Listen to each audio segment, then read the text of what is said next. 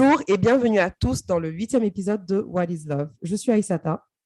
Et je suis Meggy. Et encore une fois, nous sommes de retour avec une histoire d'amour qui va vous pousser à vous poser des questions et avec un peu de chance, avancer dans vos réflexions quand il en vient à ce que vous recherchez en amour. L'invitée de cette semaine, en tout cas, c'est ce qu'elle a fait pour moi. Elle m'a poussée à me poser beaucoup de questions parce que le thème qui est souvent revenu, ou le mot que vous allez souvent entendre dans l'épisode, c'est le concept de la compatibilité. Et effectivement, ça m'a beaucoup fait réfléchir. Pas de spoiler, hein, mais elle en parle, la compatibilité et le concept de l'âme sœur, de l'homme qui est fait de toutes pièces pour nous. Donc, la personne qui... Moi, quand je pensais à une âme sœur, je me disais que l'homme que je vais trouver, en fait, ce sera le mec qui, à 100%, me va. C'est le mec qui sait quand je ne vais pas bien. C'est le monsieur avec qui je suis toujours sur la même longueur d'onde. Il n'y a pas de problème, quoi. Genre, OK, on a des problèmes ici, là et tout, blabla. Mais sinon, franchement, on est fait l'un pour l'autre. Alors, quand tu es quelque part là, tu as faim, lui-même, il ressent la faim. Il fait Voilà. il a faim. C'est arrivé là-bas. Dans les il faut que j'aille lui acheter à manger. Exactement. Il me connaît trop, quoi. Tu vois, vous êtes sur la même longueur d'onde. Il n'y a jamais de problème trop gros, quoi. Et en fait, non. Dans la vraie vie, les choses ne se passent pas comme ça. Et une relation, il faut la construire. On ne la trouve pas comme ça, faite de toutes pièces pour toi.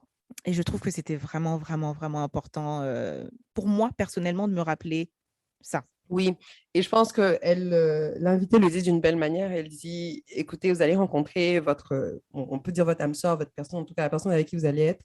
Il y a 80% des choses que vous allez aimer chez cette personne, et puis un autre 20% ou peut-être 30% qui va vous saouler à un autre point. Et puis, c'est la vie, en fait. Il faut juste accepter, il faut continuer, parce que personne n'est fait pour vous. Et je pense que c'est là où moi, ça a challengé certaines de mes réflexions, parce que la grande question que je me posais, c'est dans ce 20-30%-là, est-ce qu'il y a des choses qui sont non négociables? Et ce que je veux dire par là, c'est que est-ce qu'il y a des choses que, même si ça ne représente qu'une petite partie de la personnalité ou de la vie de quelqu'un, vous n'accepterez jamais? Dans la suite, il faut aussi faire des compromis dans les relations pour s'adapter et s'ajuster les uns aux autres. Est-ce qu'il y a des aspects de votre personne que vous refusez et que vous n'ajusterez jamais parce que pour vous, vous y tenez trop? Et c'est la question que je me suis posée. En vrai, ce n'est pas la première fois que je suis confrontée à ce genre de questions parce que quand j'étais en thérapie, ma thérapeute, il y a un an et demi, m'avait posé une question similaire en mode oui, d'accord, tu veux être dans une relation, etc. Mais qu'est-ce que tu recherches exactement? Et ne viens pas me dire, ouais, je cherche un homme qui est beau, grand, ambitieux et tout. Mais concrètement, tu vois, quelles sont les choses, les attributs que tu recherches chez cette personne-là? Et j'ai eu du mal à faire une liste qui était un peu plus précise, un peu plus détaillée.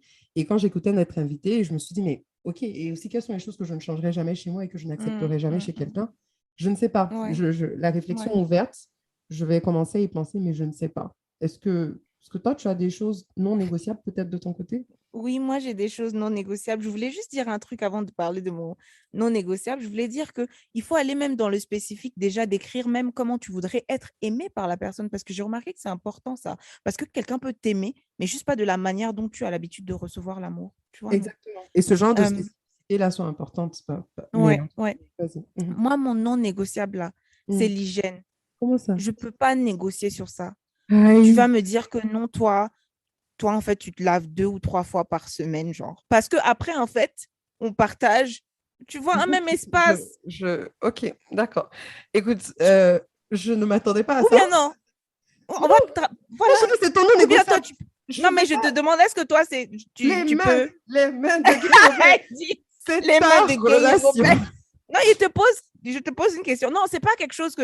Et je tiens à préciser, hein, que je ne suis jamais sortie avec quelqu'un, justement, effectivement, puisque c'est mon non négociable, qui n'est pas hygiénique. C'est tout. Ok, je sais pas, je pense que Meggy a dû vivre des traumatismes dans sa dating life pour que l'hygiène, c'est la première fois que je parle à quelqu'un de relation et la personne non, si quelqu'un me drague, et que je sens que...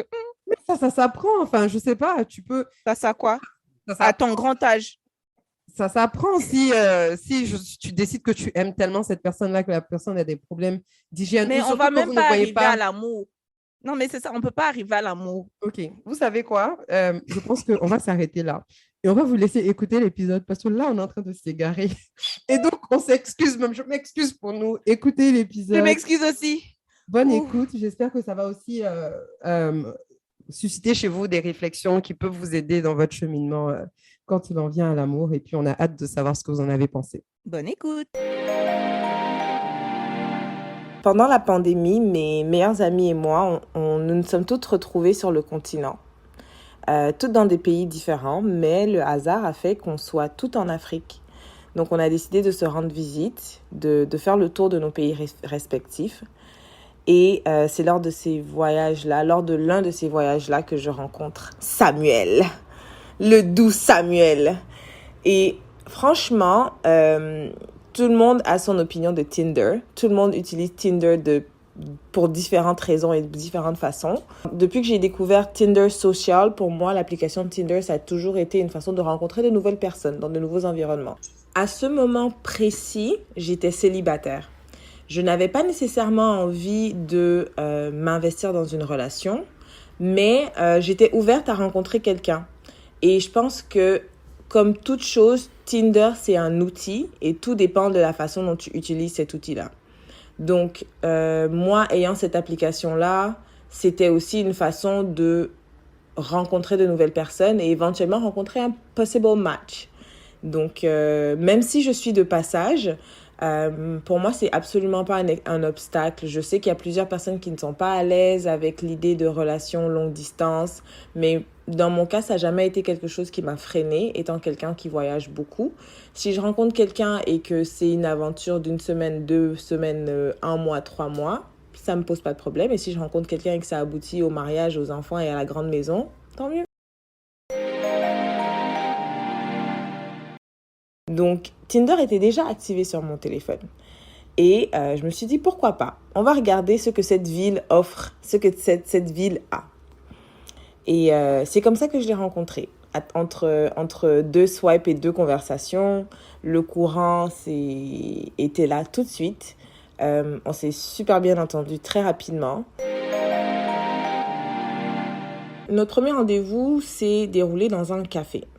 On a parlé, honnêtement, de façon très légère, sans, il n'y avait pas la petite volonté de flirter. Je pense qu'on était tous les deux très naturels l'un avec l'autre. Et ensuite, on a commencé à s'écrire. On s'écrivait presque tous les jours. On s'appelait, on apprenait à se connaître tranquillement. Et on a été tous les deux très honnêtes. Moi, je ne vis pas ici. Je suis là en vacances. Voilà. Donc, l'honnêteté, ça a été quelque chose aussi qui a toujours été très présent et qui a été présent dès le départ. Coïncidence, dans mes péripéties de voyage, au moment de partir, de quitter le pays en question, je manque mon vol. Et honnêtement, ce n'est pas de ma faute, je tiens à le préciser. Ce n'est absolument pas de ma faute. Petite parenthèse, donc j'arrive à l'aéroport, je fais mon enregistrement, mes bagages sont partis, je vais en salle d'attente, je me pose, je surveille le tableau, j'attends l'heure en question, 45 minutes avant l'embarquement, je vais me poser à la porte. Et une fois que j'arrive à la porte, je réalise qu'en fait, on me dit que l'avion est déjà parti. Pourquoi? Parce que sur le tableau d'affichage, l'heure n'était pas la bonne heure indiquée. C'était pas la même heure qui était sur la carte d'embarquement. Et moi, me fiant au tableau, je suis arrivée trop tard. Je suis arrivée en retard. Donc, je manque mon vol. Mes amis sont partis. Je me retrouve coincée. Et qui j'appelle? Samuel. J'ai manqué mon vol. Je sais pas quoi faire. Je sais pas. Qu'est-ce que je fais? Il me dit, écoute, t'inquiète, viens à la maison et on va trouver une solution. Donc, au final, un séjour qui était censé durer 2 semaines en a duré 3. Et la dernière semaine, je l'ai passé 24 heures sur 24, non-stop, chez Samuel, avec Samuel. Pour plusieurs personnes, ça peut être quelque chose d'un peu trop, de rentrer dans la vie de quelqu'un aussi rapidement, de partager complètement son espace de façon aussi brusque. Mais pour être encore une fois bien honnête, dans notre cas à nous, pour nous deux, il n'y avait absolument rien de bizarre là-dedans. On a tous les deux été très à l'aise et ça s'est fait naturellement. Donc, une semaine à apprendre à se connaître, à manger ensemble, à sortir ensemble, à faire nos courses ensemble. Littéralement 2 semaines après s'être rencontrés. C'était quand même un gros bond. Mais je pense que autant lui comme moi, on n'a pas eu de problème à faire ce bond-là. Et je pense que ça a été un premier déclic de se dire, on n'a pas eu de transition. On est tous les deux rentrés à pieds joints dans une relation qui n'a pas vraiment eu il n'y a pas eu de moment je sais pas, il n'y a pas eu de pause en fait. Il n'y a pas eu tout de suite, on était tous les deux à fond, à 1000% dedans. Est-ce que c'est une bonne chose? Est-ce que c'est une mauvaise chose? Je vous laisse à la réflexion. Mais nous, dans notre cas, ça ne nous posait pas de problème. Donc, une semaine plus tard, je retourne chez moi et on se dit, on va faire un effort de s'investir, de nourrir cette relation-là, même si on est à distance. Et c'est ce qu'on a fait. On était tous les deux très présents. On a trouvé notre routine. On a trouvé ce qui fonctionne pour nous en termes de distance. Et on était tous les deux très investis. Et je crois que l'une des raisons qui a fait en sorte que cette relation longue distance-là fonctionne, c'est qu'on avait un plan. On s'est dit, écoute, on va se voir tous les 2 ou 3 mois. Donc, soit je viens, soit toi, tu viens. On s'appelle presque tous les jours. Donc, de savoir que dans 1 mois ou 2 mois, je peux compter les jours, je sais que dans tant de temps, je vais me rendre là-bas, on va se revoir. Les formalités étaient très simples. Il a fait une demande pour mon visa d'1 an. Les billets, ils étaient déjà bookés. Donc, quand tu te retrouves dans une situation où la personne qui est en face de toi te démontre de l'intérêt, ça fait plaisir. Mais en plus de ça, pose des actions pour te montrer que oui, je veux faire l'effort de faire en sorte que ça fonctionne. Et voilà ce que je fais pour que ça fonctionne. Voilà ma part d'effort. Bah, tu te dis, ok, d'accord, c'est rassurant, ça fait plaisir, c'est confortant. Donc, on était tous les deux très passionnés, on était tous les deux très intenses, très vulnérables et très honnêtes aussi dans ce qu'on voulait, dans ce qu'on recherchait et dans les projections qu'on avait pour notre relation et pour nous en termes de carrière, etc. Et je pense que c'est une des choses qui a fait en sorte qu'on s'attache très vite l'un à l'autre parce qu'on se projetait déjà énormément. Je n'aime pas appeler ça du love bombing parce que j'ai l'impression que ça a une connotation un petit peu négative. Dans notre cas, c'était juste, on y est allé à fond en fait. On est allé à 1000% dès le départ. Et heureusement ou malheureusement, ça m'a confortée dans mon désir de vouloir une relation passionnelle, mais une relation sûre. On a tendance à se dire que moi je préfère être avec quelqu'un qui m'aime, même si moi je l'aime pas. Le plus important, c'est que non, dans les 2 cas, on était tous les 2 très investis et je pense que moi, ça m'a prouvé que c'est possible d'avoir des relations comme ça. Donc voilà, on a tous les 2 ouvert notre cœur, on a tous les 2 déversé tout notre amour. Nous, on a vocalisé nos désirs, nos fantasmes, nos peurs. C'était vraiment une relation très fusionnelle, très, très intense. Quand je dis on s'est donné à 1000%, on s'est donné à 1000%. Et ça, c'est dans absolument tous les aspects de la relation, autant en termes de projection que d'intimité. On n'a eu aucune barrière et je pense qu'on a tous les 2 respecté nos limites graduellement. Mais dès le départ, quand je parle de fusion, je parle de passion, l'attirance physique aussi était présente, donc c'était vraiment à tous les niveaux. Et je le regrette absolument pas. Ce qu'il y avait d'intéressant entre Samuel et moi, c'est qu'on avait 10 ans de différence. Donc il était 10 ans plus âgé que moi. Et bien que ça a été probablement la raison de notre rupture, ça a aussi été la raison pour laquelle on s'est si bien entendu, lui et moi. C'est parce que on a des personnalités très similaires et parce qu'il était un petit peu plus âgé, il était passé ce par quoi moi je suis passée. Il pouvait gérer la personnalité que j'avais parce que il l'a déjà vécu en fait. Donc ça, c'était quelque chose d'assez, j'ai pas envie de dire pratique, mais c'était quelque chose d'intéressant parce que ça me permettait de naviguer dans un espace où j'ai quelqu'un qui ne patauge pas. Quelqu'un qui me donne l'impression de me connaître et qui sait ce qu'il faut faire dans X, Y situation. Maintenant, pour cette différence d'âge-là, c'est une différence d'âge, mais c'est aussi une différence de caractère et d'éducation. Et je pense que ça a été une grosse claque dans le visage de réaliser que tu peux être dans une relation fusionnelle et passionnelle et être avec quelqu'un qui n'est pas compatible. Vous n'êtes pas compatible. Et ça a été ma réalité parce que notre éducation, notre façon de fonctionner clashait très souvent. Et ce qui arrivait, c'est que c'était à plusieurs reprises des commentaires, des reproches qui me mettaient dans une situation où j'avais l'impression soit de ne pas être assez, soit de ne pas être assez bien, soit de ne pas faire les choses comme il fallait. On est dans une relation où on communique, on se parle, on est honnête. C'est quelque chose que j'ai partagé, mais c'était aussi quelque chose de tellement naturel pour lui que malgré le fait que je vocalisais « Tu m'as fait ce commentaire-là, je n'ai pas vraiment apprécié. » Tu sais, ça fait partie de ma nature de faire les choses comme ça. Ça arrivait très souvent, très, très souvent.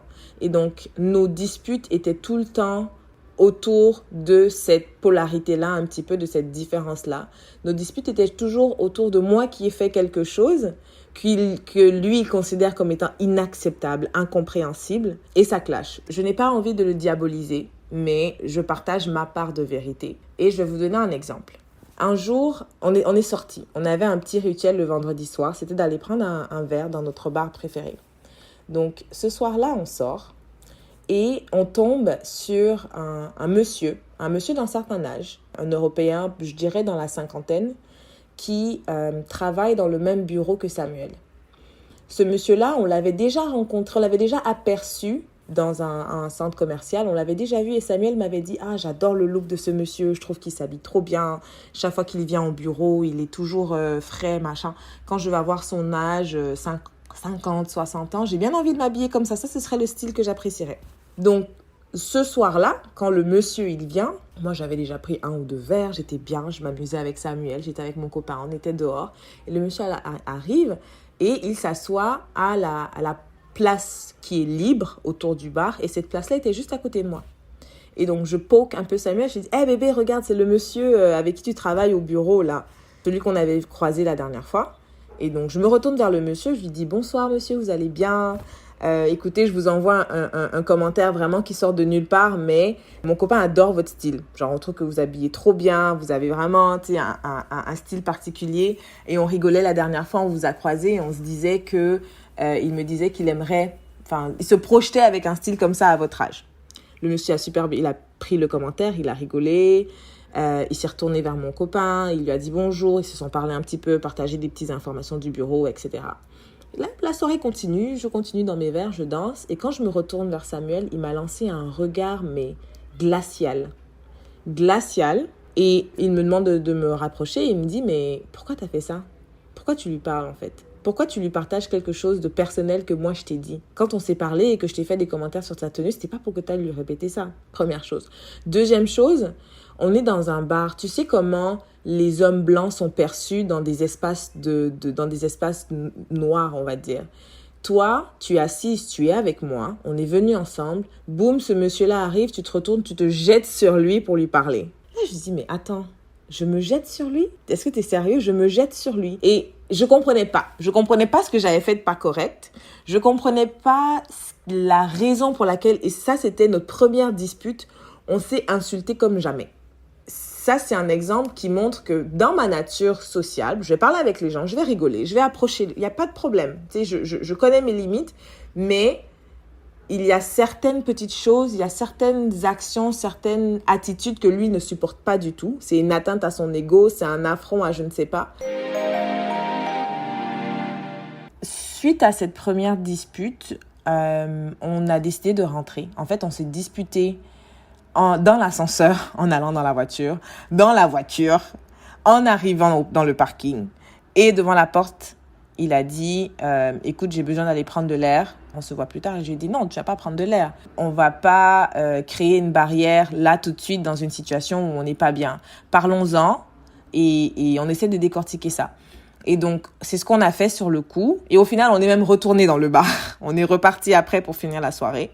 Mais on avait cette facilité-là à exprimer en fait ce qui fonctionnait pas et à s'écouter. Malheureusement, c'était nos natures respectives. Donc, c'était amené à se reproduire encore et encore et encore. Et bien qu'on avait les outils pour avoir des échanges sains, et bien qu'il faisait des efforts de son côté certaines fois, c'était aussi quelqu'un qui était un maniaque du rangement, tout le contraire de moi qui suis pas mal désorganisée, mais organisée dans mon désordre. Il faisait attention. Au début, c'est quelqu'un qui allait me faire une scène parce que j'avais laissé des assiettes dans le lavabo. Et après quelques mois, il va juste ramasser les assiettes dans le lavabo et se dire, bon, écoute, je vais pas faire tout un problème parce que... Donc, des deux côtés, il y avait des efforts qui étaient faits. Sauf que quand c'est une bonne partie de ta personnalité, de ta nature que tu traînes depuis, je sais pas, 10, 15, 20, 25 ans, que tu dois changer parce que tu as rencontré une personne, même si c'est une personne que tu aimes beaucoup, c'est lourd. Et à partir d'un moment donné, après un certain nombre de mois, je commençais à me sentir brimée dans ma nature à moi. Je commençais à me sentir brimée par rapport à ce que je pouvais faire, ce que je pouvais dire. J'ai commencé à regarder la façon dont je m'habillais. Est-ce que j'étais assez chic? Est-ce que j'étais assez classe pour lui? J'ai commencé à regarder la façon dont je parle. Quand on est, par exemple, autour de ses amis, je trouvais que ça devenait un petit peu trop étouffant. Et c'était vraiment le gros point d'interrogation. Est-ce que je dois m'adapter un petit peu à sa personnalité, à ses désirs? Est-ce que je dois être un petit peu plus compréhensive par rapport à l'éducation et aux attentes qu'il a face à sa copine? Est-ce que je dois faire cet effort-là? Ou je dois dire, non, ça c'est moi et tu me prends comme ça. C'est comme ça que je suis. Et ça a été le gros point d'interrogation tout le long de notre relation. Donc oui, on avait des conversations saines, oui, on était à l'écoute et oui, on était tous les deux prêts à faire des efforts. Mais à un moment donné, tu te dis, waouh, ok, là, c'est un peu au-dessus de ce que je peux faire.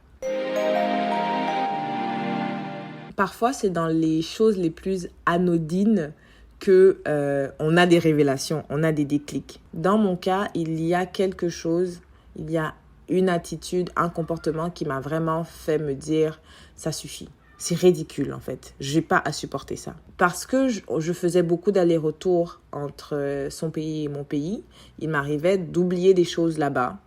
Pas d'oublier, de laisser des choses là-bas. Je pense que là, c'est une demi-vérité que je dis parce que la réalité, c'est que je commençais à m'installer là-bas. Donc, je laissais volontairement des choses. Et un jour, étant chez moi, je cherchais un objet que je ne retrouvais pas. Donc, je lui ai écrit, je lui ai dit « Ah, mais j'aurais pas laissé ce truc-là chez toi. J'ai cherché partout dans ma chambre, je ne le retrouve pas. » Il m'a envoyé un pavé, un long message pour me dire « Ouais, franchement, comment tu peux être aussi désorganisé? Comment tu peux penser que tu as laissé ça chez moi? Quand tu es venu, tu avais ça avec toi la première fois, mais après le deuxième voyage, tu es reparti avec, tu es allé chez toi. » Mais le message était tellement long.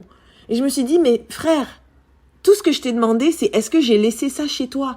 Tu vas me faire une leçon de morale sur pourquoi je suis désorganisée, pourquoi... » Et c'était lourd. Là, je me suis dit non, ta réaction est disproportionnée par rapport à ce que je te demande.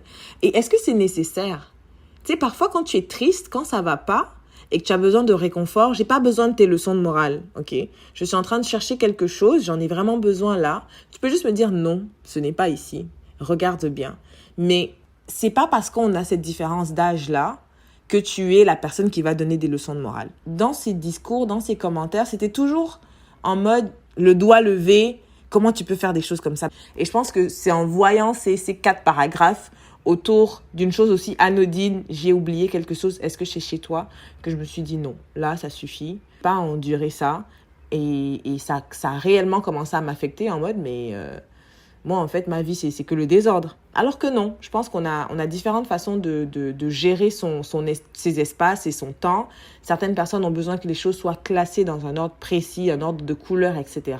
Moi, c'est pas le cas. Je fonctionne différemment. Et ce que je me suis dit à ce moment-là, c'est que je ne vois pas pourquoi mon partenaire me ferait me sentir mal de fonctionner différemment. Je ne veux pas me sentir comme ça. Je ne veux pas ressentir ça. Et je ne veux pas être dans une relation qui me fait me sentir comme ça. Et je pense que c'est pour ça que c'est à ce moment-là que j'ai décidé que c'était terminé et que je voulais partir. Je lui ai dit, écoute, j'en peux plus. Ça m'affecte trop et je pense qu'une relation ne devrait pas dénaturer quelqu'un. Et là, je sais plus comment aborder la chose. J'ai besoin d'une pause, j'ai besoin qu'on arrête. J'ai besoin d'une pause, j'ai besoin qu'on arrête là. C'était pas quelque chose qui était facile à dire. Parce que moi, il faut savoir que après 1 ou 2 mois, je me suis dit, ça y est, j'ai rencontré l'homme de ma vie, c'est fini. Je suis casée. J'ai même changé ma photo de profil WhatsApp. Moi qui ne m'affiche pas en couple sur WhatsApp, limite dans les groupes d'amis, mais là, j'étais vraiment, c'est bon, j'ai trouvé. Donc, c'était quelque chose d'assez difficile, mais quand j'ai vraiment pris la décision, parce que je réalisais que je changeais, je devenais une autre personne, et je pense que c'est très toxique, c'est très nocif comme comportement à avoir quand tu es avec quelqu'un, de te perdre et de ne plus être toi-même. Je me suis dit, mieux, je m'arrête, je regarde. Soit je fais demi-tour, je fais marche arrière, soit on recadre la relation. Et c'est ce que je lui ai dit. J'ai dit, franchement, voilà comment je me sens dans cette relation-là, malgré les sentiments que j'ai pour toi. Il faut qu'on arrête. Il n'était pas d'accord. On en a discuté, mais j'ai vraiment tenu mon bâton. Et après, il a dit, ok, d'accord. Si c'est ce que tu veux, si c'est ce qui est bien pour toi, moi j'ai jamais voulu te faire sentir comme ça, mais je comprends que ce n'est pas la dynamique de relation que tu as envie d'expérimenter. Y a pas de problème. Ouais, gourmand de ça. Pendant 1 mois, c'était difficile. Quand tu as l'habitude de parler avec quelqu'un chaque jour, que tu t'es projeté de façon intense, de te dire que c'est fini, c'est terminé, que chacun a pris sa route. Ça n'a vraiment pas été facile. Quelque chose que je n'avais jamais expérimenté dans mes ruptures avant, c'est qu'au-delà de perdre une personne, un ami, un partenaire, tu dois aussi enterrer tous les projets, les rêves, toutes les idées, tout ce que tu avais. Et je pense que c'est ça qui a été le plus difficile pour moi, au-delà même de perdre la personne. Donc bon, en tout cas, je vais pas vous mentir, hein, on est là entre nous. Moi, je suis repartie vers lui. Je lui ai dit, écoute, j'ai réalisé quelque chose après. Je ne sais pas si c'est quelque chose qu'on apprend, quelque chose qu'on doit vivre, ou c'est quelque chose qu'on peut acquérir de quelqu'un d'autre. Mais ce que j'ai réalisé en analysant un petit peu la relation, c'est que il n'y a pas d'amour et de relation complètement fusionnelle ou parfaitement complémentaires. Quand tu rencontres quelqu'un, la personne n'est pas façonnée pour toi. Elle n'est absolument pas façonnée pour toi. Et c'est toi qui dois décider si ce que cette personne apporte dans ma vie, ce qu'elle met sur la table, vaut la peine de supporter les attitudes et les défauts et les comportements. Et ça, c'est quelque chose que je n'avais pas réalisé. Mais si je savais, au moment où on s'est séparés, ce que je sais maintenant, par rapport à ce qu'il avait à offrir sur la table, je ne serais pas partie. Je regarde en termes de personnes, en termes de compatibilité, en termes de projection, et je me dis, ok, c'est ce genre d'homme que je souhaiterais avoir dans ma vie. Maintenant, je sais ce que je recherche. Et les défauts qu'il avait à côté là, je n'avais qu'à supporter, en fait. Et au fil du temps, on finit par s'ajuster. Il y a beaucoup d'entre nous qui avons eu la chance d'avoir des modèles de parents où les personnalités sont complètement différentes et tu te dis, mais comment les 2 personnes-là sont ensemble? Comment ces 2 personnes tiennent depuis 25, 30, 40 ans? C'est peut-être cheesy ce que je vais dire, mais c'est parce qu'ils sont arrivés à accepter leurs défauts. Ils sont arrivés à accepter que la personne, elle va m'énerver, en fait. Elle va m'énerver à un point mais à côté de ça, son sourire, sa patience, son implication, son honnêteté, le travail qu'il fournit pour faire en sorte que ça fonctionne, le travail qu'elle fournit pour faire en sorte que je me sente bien, comment elle me fait sentir quand je pense à elle, comment il me fait sentir quand... Tout ça là, ça vaut la peine de supporter. Donc moi, c'est ce que j'ai appris de ma relation, de me dire que tout le concept d'âme sœur, on peut avoir des âmes sœurs, on peut avoir quelqu'un, tu te dis, waouh, cette personne-là me complète. Mais compatibilité parfaite, ce n'est pas quelque chose en quoi je crois. Et ce en quoi je crois maintenant, c'est que faire des compromis ne veut pas nécessairement dire te dénaturer. Changer ne veut pas forcément dire se perdre. Et ça, c'était une de mes grosses réalisations, mais aussi une de mes peurs. Je suis quelqu'un d'assez fier et je pense que de sentir dans une relation que le sol bouge sous mes pieds, de sentir qu'on veut me faire changer, pour moi, c'était non, je suis comme je suis et puis je dois rester comme je suis. Mais c'est aussi un petit peu de fierté. Et après ça, d'accepter que m'adapter et changer certaines attitudes de mon côté aussi et pas juste de lui, ça ne veut pas dire que je deviens une autre personne ou que je me dénature.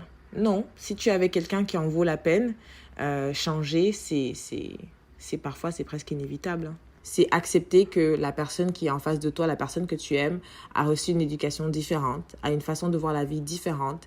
Et tant que ce n'est pas irrespectueux ou que ça ne vient pas confronter de façon, on va dire, négative qui toi tu es et que vous pouvez cohabiter dans ce petit espace de différence, il faut supporter et se sentir blessed d'être tombé sur quelqu'un qui nous complète, on va dire, à 80 à 70%.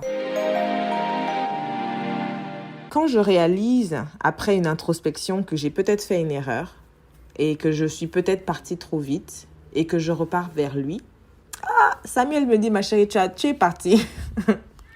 Pourquoi tu reviens? Qu'est-ce que tu veux? Non, moi, j'essaye de passer à autre chose.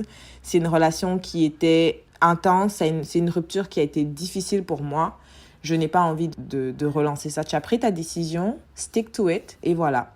Donc, encore là, un autre apprentissage. Quand les sentiments sont impliqués, quand une personne décide de s'investir dans une relation et que toi, tu prends la décision de sortir, tu ne peux pas t'attendre à ce que quand toi, tu seras prêt à revenir dans la relation, la personne là va être là, elle t'aura attendu tout ce temps. Aujourd'hui, on reste en bons termes. Donc, c'est même pas qu'il a rencontré quelqu'un d'autre ou qu'il s'est investi dans une autre relation. C'est juste qu'il a donné ce qu'il a pu donner. Il a accepté la rupture. Il est passé à autre chose et il n'a pas envie de faire marche arrière. Et je pense que moi, ça m'a pris du temps pour arriver à ce stade-là. Mais c'est le stade dans lequel je suis aujourd'hui. J'ai donné ce que je pouvais donner dans la relation. J'ai appris ce que je pouvais apprendre. Et ça a été une rupture difficile.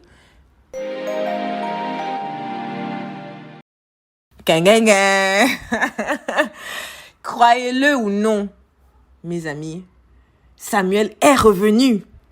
Très récemment, de façon très surprenante, je m'y attendais absolument pas. J'ai reçu un petit message qui me disait « Une pensée pour toi, je t'envoie des fleurs » avec beaucoup d'émojis fleurs. Je me suis dit « Ah, pensée pour moi, tu m'envoies des fleurs. Ok, merci, je prends. » Une semaine ou 2 semaines ou 3 semaines après, un petit message. J'ai vu que tu étais en ligne, c'est drôle, j'étais justement en train de scroll notre conversation. J'ai dit « Ah, il y a 2 semaines, fleurs, aujourd'hui, scroll notre conversation. » Je le vois venir. Mais je ne pense pas que si Samuel revient aujourd'hui, peut-être que c'est la fierté qui parle, hein, je vais pas mentir, mais franchement, si j'écoute mon cœur et si j'écoute ma tête, je suis vraiment passée à autre chose. Je sais pas comment l'expliquer, mais quand tu décides de tourner la page et te dire, ok, j'ai expérimenté ça a été comme ça, et ça n'a pas fonctionné, et puis on avance, j'ai pas nécessairement envie de me replonger dans cette dynamique de relation-là, et peut-être que j'ai accepté aussi le fait que j'ai vécu une relation qui était unique, qui était particulière, mais que ce n'est pas nécessairement la personne pour moi. Et j'ai fait la paix avec ça. Aujourd'hui, là, au moment où on se parle, s'il m'appelle dans les 5 prochaines minutes et qu'il me fait déclaration d'amour total, malheureusement pour lui, je vais dire non. Émotionnellement, je suis passée à autre chose. Je recherche autre chose même maintenant. L'amour, c'est faire des compromis. L'amour, c'est de se dire, j'accepte cette personne parce que 80% de qui elle est me convient, me plaît, me parle, m'allume. Mais j'accepte aussi que le 20% qui reste là va me faire chier probablement pour le restant de ma vie. Mais c'est pas grave. Je la prends telle qu'elle est. Pour moi, c'est ça l'amour. Nous espérons que vous avez apprécié l'écoute de cet épisode. Si c'est le cas, n'hésitez pas à vous abonner sur toutes vos plateformes d'écoute de podcast, à nous laisser 5 étoiles sur Spotify et Apple Music et surtout à nous laisser des commentaires qui partagent votre ressenti par rapport au podcast et aux épisodes en particulier. Suivez-nous aussi sur Instagram à whatislove_podcast. Et si vous avez une histoire à raconter ou à partager, ou si vous pensez que vous avez quelqu'un dans votre entourage dont l'histoire mérite d'être partagée, envoyez-nous un email à whatislovepod@gmail.com ou écrivez-nous tout simplement sur Instagram. Merci.